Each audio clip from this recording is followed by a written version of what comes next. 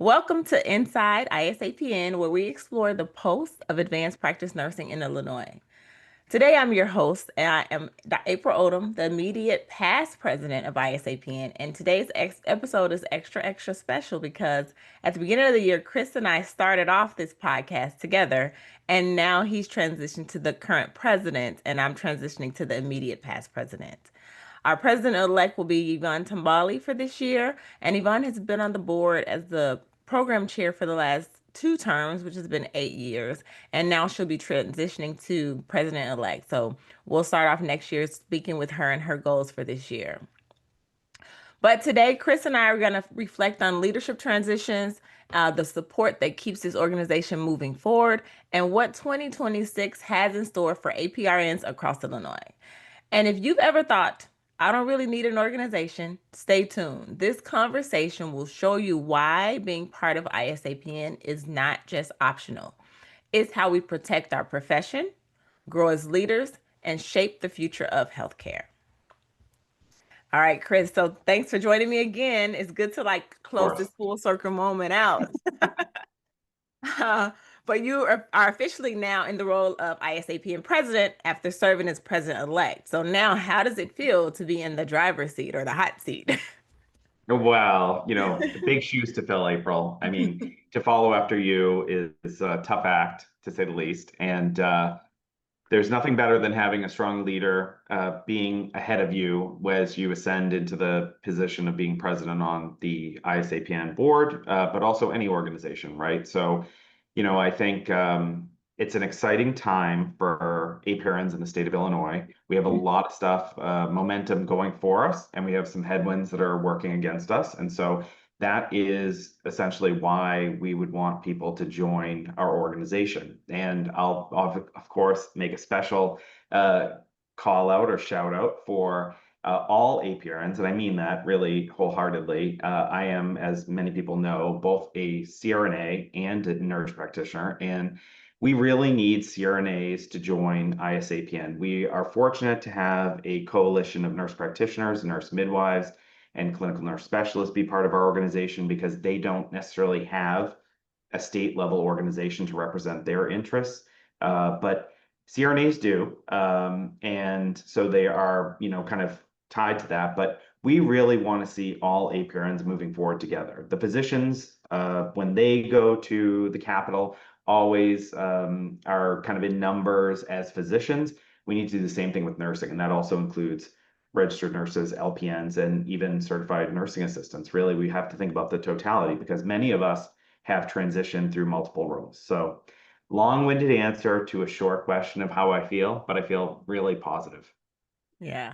And as you said, it's definitely important for all APRNs to be involved. And then, honestly, just thinking about our role transition, as you said, from CNA to APRN, that's kind of how it is. It's like a baton, right? We're handing off to each other or through each transition of our careers. And that's kind of what this is today. Like I'm passing the baton, but we're keeping the momentum because we've had conversations this year with the IANA, which is this organization that represents CRNAs, and how we collaborate. And so just, remembering that this is why ISAPN works and how, because it's never just about me or you or, certified nurse practitioners, it's about all of us together as APRNs. 100%. And, the role of president really is to be, in many ways, a spokesperson for the board and the organization at large. So, that's a incredible responsibility. It's something that, creates a lot of excitement for both you and I in different ways. But we're here to serve the board and also make sure that the membership is taken care of. Yes, we're servants. That's what we are. That's what we are. We're serving the APRNs of the state as president. Absolutely. And so while you're stepping into this work, what are your goals and initiatives for 2026? So, I think I started off with unity really being the core theme. I want to see that be a central focus for the next year and for many years to come, essentially. I think other things that we have to consider as an organization, but also the membership and any prospective members need to think about is and I don't want to get into politics like at a partisan level, but politics creates a lot of opportunity, and sometimes it creates some resistance. And so we have to be mindful of that. We have to be politically aware, but politically, in my view, agnostic. So we need to represent both parties in terms of how we um, activate channels, but we have to look at the core issue, right? So there's a lot of core issues on the table here. And I think one of the most contemporary ones that just came out recently is the individuals feeling the impact of the one big, beautiful bill. And when I say that, I really mean loans, student loans for professionals and the classification of professional. As APRNs, many of us have been recipients of the ability to secure student loans at certain dollar values that allow us to pursue education at a level that we would not have otherwise been able to do. We directly chose that path because we are nurses. We started as registered nurses or even maybe LPNs or CNAs.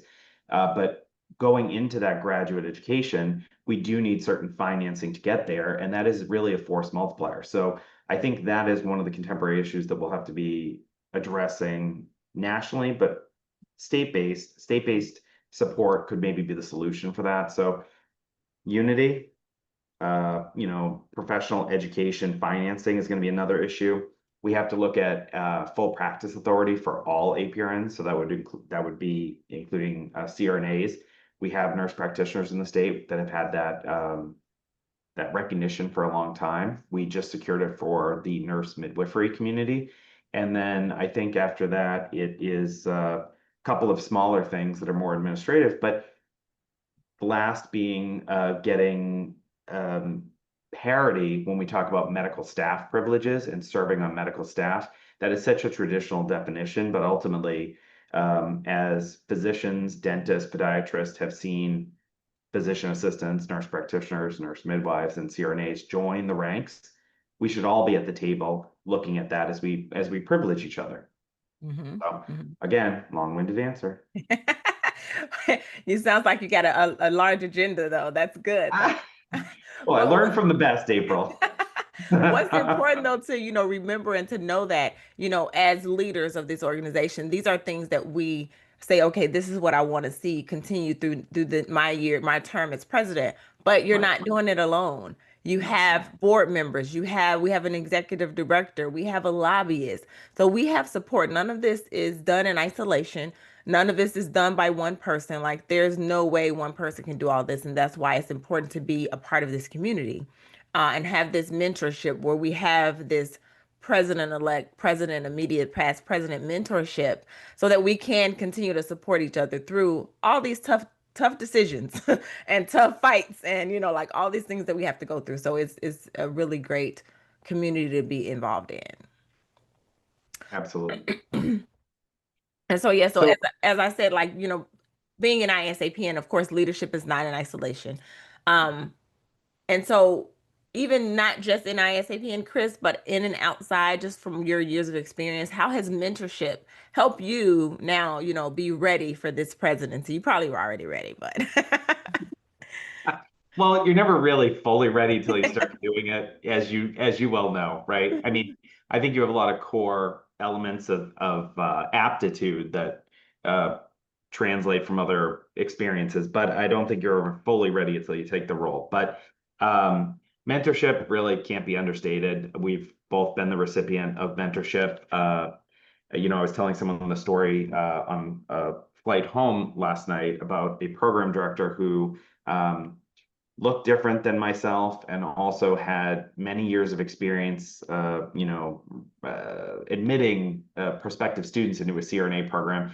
And she and I met quite happenstance, in her office. I was in a t-shirt and shorts and I just wanted to see the school. That conversation where that person gave me the time, 45 minutes to an hour, that I would have never had access to if she's been so approachable and accessible in her own way, and she chose to be that way. My career would be very different, right? And I've been fortunate to have so many mentors over my career, both um, in undergrad, not nursing, EMS, nursing, and then advanced practice that, I want to always pay that forward. So I'm going to flip the script and ask you the same question back, but how has mentorship played a role for you in your career and also your presidency? Yeah, so even so I started as a member of ISAPN when I was a student. A lot of people know that. And just being in a room of my peers, my colleagues, even as a student, seeing what my next step was helped me a lot. There was never a room that I went into in ISAPN where I didn't feel welcome. And so that was what led me to continue to be involved. And like you said, I've had so many mentors in my life. I always credit my first mentor, who actually was my mentor when I was a CNA. She was an RN and she taught me so many things. And she really saw the leader in me before I even knew that there was a leader in me. So she would say, go to the shared governance meeting in the hospital, join the wound committee, like do all. And I'm thinking, why do I need to do these things? Like I just want to go to work and do my 12 hours. But no, like she really pushed me to think bigger and to do more. And so, I always attribute, and Anna was my first mentor. I always attribute everything I've done from that to just what she saw in me before anybody else did. And as you said, over the years, I've met so many people who, for a point in time, I needed them for something, or I Mhm. needed that relationship for something. And they helped me grow. They helped me, really realize that my voice matters. A few years ago, I met Dr. McCamey, who's the president of DMPs of Color and the founder of DMPs of Color. And she really like sparked this fire in me. And I'm thinking, I need to do this. Like I need to be out here. I need to be doing like, and this, so, you meet these different mentors. And so that helped me during my presidency, one, to even consider running for president. Cause I often thought, well, maybe I shouldn't, because I tell a lot of times I say when I first ran for the board position of the CMP rep, I lost. And I could have easily just been like, well, this organization's not for me. Yeah. Let me step back, but instead I stayed involved. And those things are what led me to, finally take the step to say, okay, I think I can be president of this organization. Um, and so just by having people, just even a little bit of faith in you and a little push you beyond your limits, all of those things Hmm. help me to, during my presidency, before presidency, and even now as I transition, because it was hard. Hmm. I shared a lot of tears at Midwest Conference because it was so emotional just to have had that transition. And now, it's ending, even though I'm never going to leave the organization, but that chapter was done. And I was actually really proud of the work that I had accomplished and that the organization had accomplished with me just being, in that current role. Yep. You're spot on. And, I think we've talked about this at board meetings, right? Getting students involved. And so that has been a challenge. It's a challenge for a multitude of reasons. I think for the nurse practitioner role, part of it has to do with like the decentralized education, distance education, and not having like brick and mortar schools like they once were. Midwifery has its challenges, CRNAs and nurse specialists have their challenges. But getting involved as a student cannot be understated. And I think you hit the nail on the head, and we just need to keep making a real push for that. And I think students need to get involved because they underestimate the value proposition of being at conferences where these issues are being talked about. That way, when they graduate, they certify and then they get licensed and they start caring for patients. They have a sense of what's going on in that landscape far in advance of being thrust into the new clinical role that they're in, right? So it Mhm. kind of makes it a little bit more comfortable, hopefully, with the transition. And it sounds like you're saying that. Yeah, and as students, we realize, well, you're a student, you're just like, I need to get through this term or this semester. I don't have time for anything else. And you're Right. not really realizing how important these organizations are to your practice. Because Mhm. when you graduate, you're going to be practicing in whatever state you're practicing in. And each state has its own barriers and issues and, area communities that need more assistance than others. Every state is unique in that way. And again, it's your professional duty as a student to understand those things. And after you're a student, when you're a professional, to be really involved in advocacy. As you said earlier, there's so many things going on, and we want to stay bipartisan. And I said this at the end of the day, our political party is nurse. We as nurses should be just concerned about our patients, which we are. We're concerned about our patients and our communities that we serve. It's not always about this one or this one. It's about what am I doing for my profession and how do I serve my patients? And that's how it should be at the end of the day. And Mhm. we have to be involved for those conversations. You're right. 100%.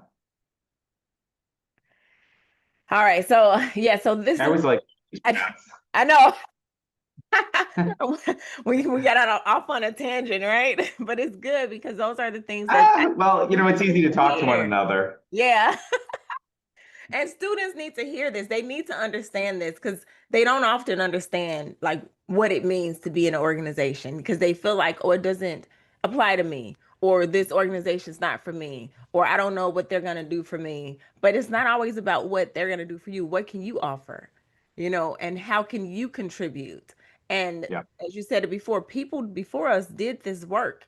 If it wasn't for the Marie Lindsays and the starters of ISAPN, we would not be able to practice the way we could today. And so that's I right. definitely am always forever grateful for that. Like, so it's my duty, it's my professional duty to make sure that I continue to move that forward and do what needs to do so we can, people behind me have better practice, remove those restrictions also. Yes. All right, so maybe we should talk about. So you addressed it already a little bit about full practice authority for all APRNs, talking about what's going on right now with the big beautiful bill and how it may impact nursing. With it being a nursing shortage already, we may not have people who want to go into nursing because of that, which is an issue. Yeah. So we all need to come together. So I know we're gonna have Nurses Day at the Capitol next year in March. March Hmm. 25th, guys, put it on your calendar. And we definitely need every APRN together Yeah. in Springfield during that time because there's a lot of priorities that we need to talk about. Um, Anything to add to that, Chris? Well, I'll just say it, and you brought it up before, but IANA, the Illinois Association of Nurse Anesthetists, we've had nice dialogues to make sure that we're in sync on issues.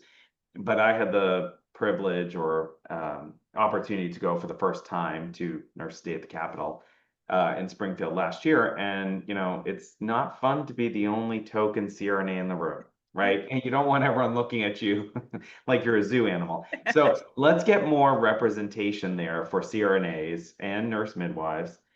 We have a really strong nurse practitioner community in Illinois, and that's a great thing. That's really powerful. That's what has allowed ISAPN to really flourish and be influential in protecting practice and also, expanding the workforce in Illinois. Uh, and then the Illinois Nursing Association also has their role to play. But we all need to come together as a coalition and be harmonious in the speaking points that we have. We need to show up, even though our roles are different and our practice is different, because we all come from a core skill set and a central focus. And then from there, we subdivide. And so I think sometimes the subdivision is what works against us as nurses. Physicians are much better at being cohesive about that. So we need to do better because, power comes from being in numbers, but speaking from the same hymnal and being Yes. a core script. So, I would love to see that be what happens. And, I learned so much being there, just listening to our lobbyist, Debbie Broadfield, and our executive director, Susan Schwartz, about things that they faced before. Mhm. Um, the wins that they've had, the losses they've had. I think sometimes as professionals, when you go to those events, they feel a little bit gritty because they're uncomfortable for us. But we have a lot of people that have been in positions for a long period of time, thankfully. It ensures continuity with the outcomes, but they have a different thought process about wins and losses, right? They don't see it so black and white like we do. So I think coming to that event, listening to those speakers is really something powerful that you want to consider, and Mhm. other people do. Yes, yes. Because the future of ISAPN and APRN practice depends on your participation today, guys.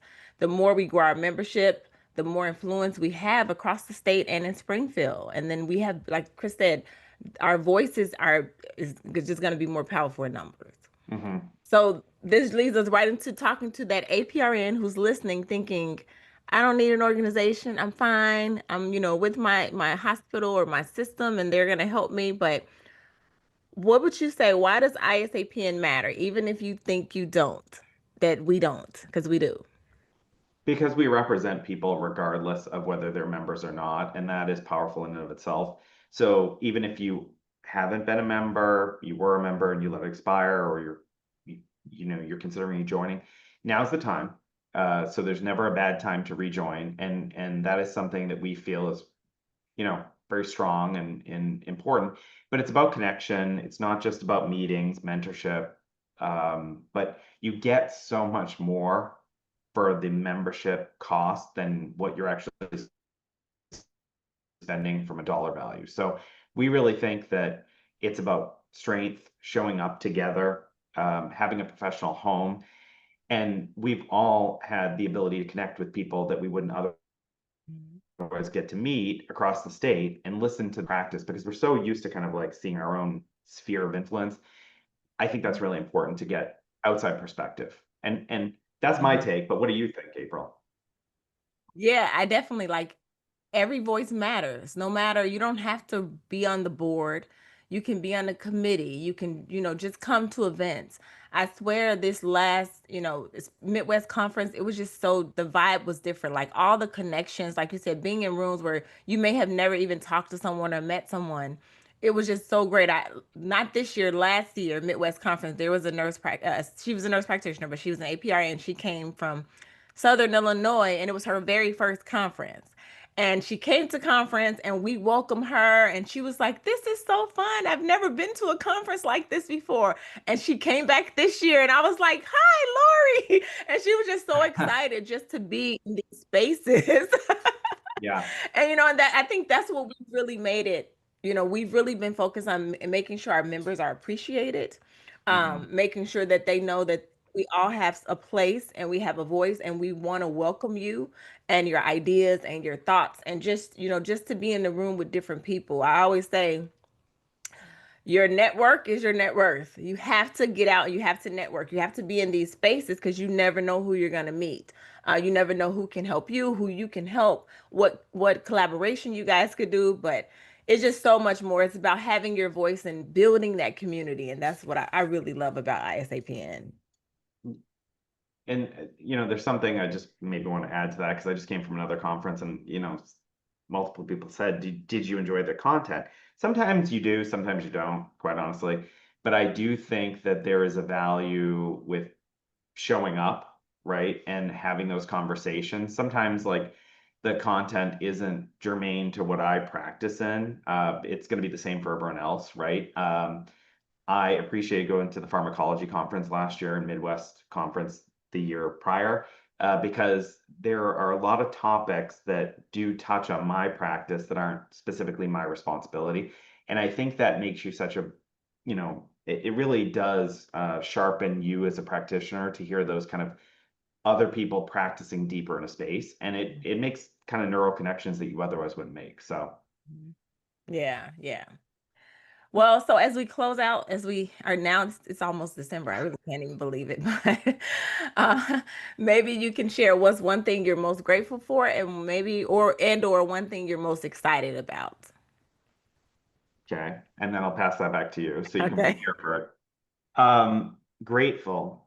I'm grateful that I threw my hat in the ring for this position for a number of reasons, but mostly because I wanted to show up and I thought I could make a difference.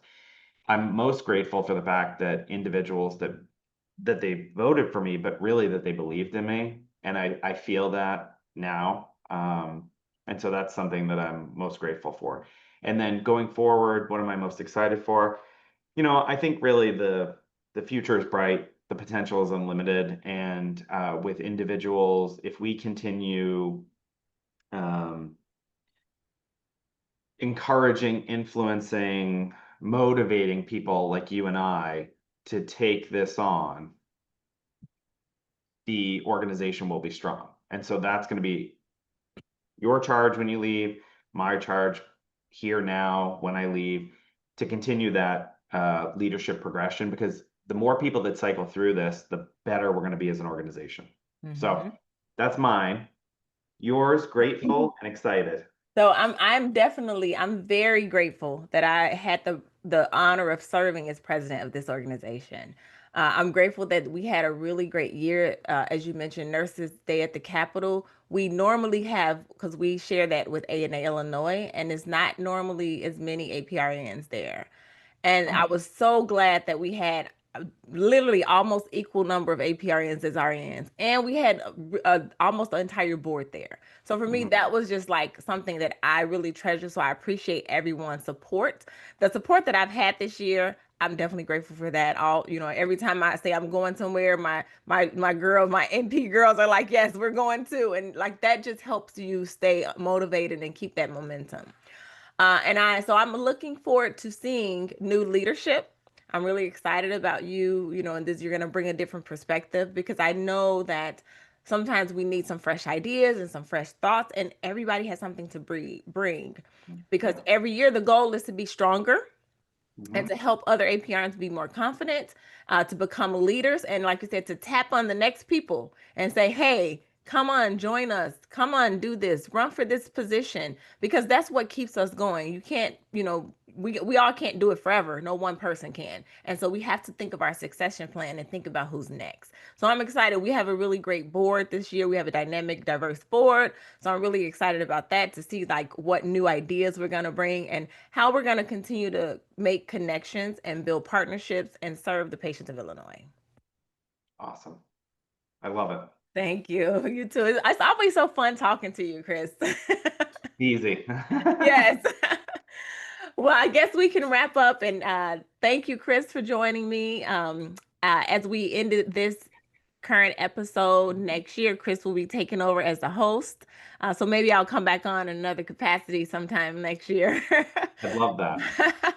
But it's always so great to see that the strength that ISAPN has in its people and how we as members, not just paying members, but active members, we are the ones who show up, we speak up, and we keep pushing forward. So to our listeners, whether you've been part of ISAP in for years, or you're just hearing about us for the first time, I hope this conversation has reminded you that we are stronger together, that we need one voice. Our collective power as APRNs is what keeps Illinois moving forward. So don't just stand on the sidelines. You have to join us. Visit isapn.org and become part of something bigger than yourself. Again, it is your professional duty. So thank you for tuning in to ISAPN. Until next year, stay connected, stay courageous, and keep leading forward. Thank you, Chris.